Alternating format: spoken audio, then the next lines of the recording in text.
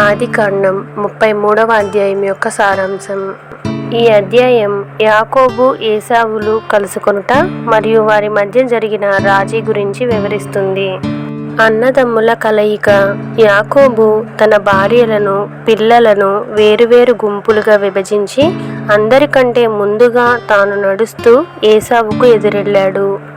ఏశావు ఎదురుపడినప్పుడు 7 సార్లు నేల వరకు వంగి నమస్కరించాడు. అయితే పగతో ఉన్నాడనుకున్న ఏశావు ప్రేమతో పరిగెత్తుకుంటూ వచ్చి యాకోబును కౌగిలించుకుని ముద్దు పెట్టుకుని కన్నీళ్లు పెట్టుకున్నాడు. మార్పు చెందిన హృదయాలు. యాకోబు దేవునితో పోరాడి ఇజ్రాయేలుగా మారినట్లే ఏశావు హృదయాన్ని కూడా దేవుడు మార్చాడు. అందుకే పాత పగలు మరచి క్షమించగలిగాడు. బహుమతుల సమర్పణ. యాకోబు తన కుటుంబాన్ని ఏశావుకు పరిచయం చేశాడు. తాను తెచ్చిన మందలను బహుమతిగా తీసుకోవాలని ఏశావును బతిమాలాడు.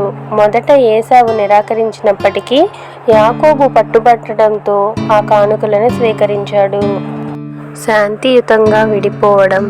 ఏశావు తనతో కలిసి ప్రయాణం చేయమని యాకోబును పిలిచాడు. కానీ యాకోబు తన పిల్లలు, మందల నెమ్మది ప్రయాణాన్ని సాకుగా చూపి మెల్లగా వస్తానని చెప్పి ఏశావును ముందుగా శేయీరునకు పంపించివేశాడు. సుక్కోతు మరియు షెకెములలో యాకోబు.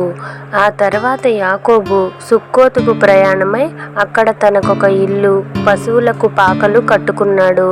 ఆపై కనాను దేశంలోని షెకెము పట్టణానికి క్షేమంగా చేరుకుని అక్కడ కొంత భూమిని కొని నివాసమున్నాడు. ఇజ్రాయేలుగా యాకోబు మొదటి బలిపీఠం. యాకోబు తన పేరు ఇజ్రాయేలుగా మారిన తర్వాత కట్టిన మొదటి బలిపీఠం ఇదే. దానికి ఏల్ ఎలోహే ఇజ్రాయేలు అని పేరు పెట్టాడు. అనగా దేవుడే ఇజ్రాయేలు యొక్క దేవుడు అని అర్థం. దీని ద్వారా యెహోవా కేవలం తన పితరుల దేవుడే కాదు, వ్యక్తిగతంగా తన దేవుడు అని ప్రకటించుకున్నాడు. హామారు కుమారుల నుండి భూమి కొనుగోలు. యాకోబు షెకెము నగరపు ఎదుట గుడారము వేసి ఆ స్థలాన్ని 100 వెండి నాణేలకు కొన్నాడు.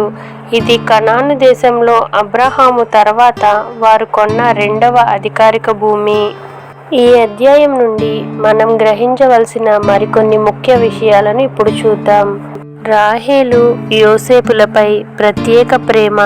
యాకోబు తన కుటుంబ వరసను అమర్చినప్పుడు దాసీలను, వారి పిల్లలను ముందు, లేయాను ఆమె పిల్లలను మధ్యలో, తాను ఎంతగానో ప్రేమించిన రాహేలును, యోసేపును అందరికంటే చివర్లో ఉంచాడు. ఏదైనా దాడి జరిగితే వారు తప్పించుకోవడానికి ఎక్కువ సమయం దొరుకుతుందనేది అతని వ్యూహం. యాకోబు వినయం.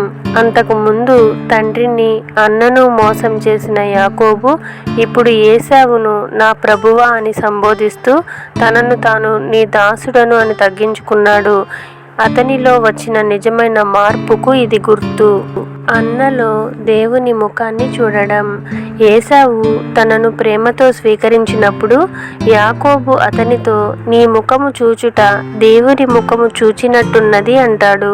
పగతో ఉన్న అన్న హృదయాన్ని దేవుడు మార్చాడని గ్రహించిన యాకోబు కృతజ్ఞతాభావానికి ఇది నిదర్శనం. సహోదర ప్రేమ మరియు సమాధానం. బైబిల్లో కయీను, హేబెలు, ఇష్మాయేలు, ఇస్సాకు వంటి అన్నదమ్ముల మధ్య వైరాగ్యాలు చూస్తాం. కానీ ఇక్కడ ఏశావు, యాకోబులు ఒకరినొకరు క్షమించుకొని సమాధాన పడడం ఒక గొప్ప ఆదర్శం. దేవుని రక్షణ. దేవుడు ఇచ్చిన వాగ్దానం ప్రకారం యాకోబును అతని శత్రువుల నుండి క్షేమంగా కాపాడి తిరిగి స్వదేశానికి చేర్చాడు. భౌతిక ఆశీర్వాదాలు. దేవుడు ఇద్దరిని సమృద్ధిగా ఆశీర్వదించాడు. ఏశావుకు కూడా మందలు, ఐశ్వర్యం ఉండడం వల్లే యాకోబు ఇచ్చిన కానుకలను మొదట వద్దన్నాడు. దేవుని దయ వల్ల ఇద్దరూ ధనవంతులయ్యారు. అధ్యాయం యొక్క ముగింపు. యాకోబు, ఏశావులు ఇద్దరూ తమ పాత పగలను మరిచిపోయి ఒకరినొకరు క్షమించుకొని ప్రేమతో తిరిగి కలుసుకోవడాన్ని ఈ అధ్యాయం తెలియజేస్తుంది.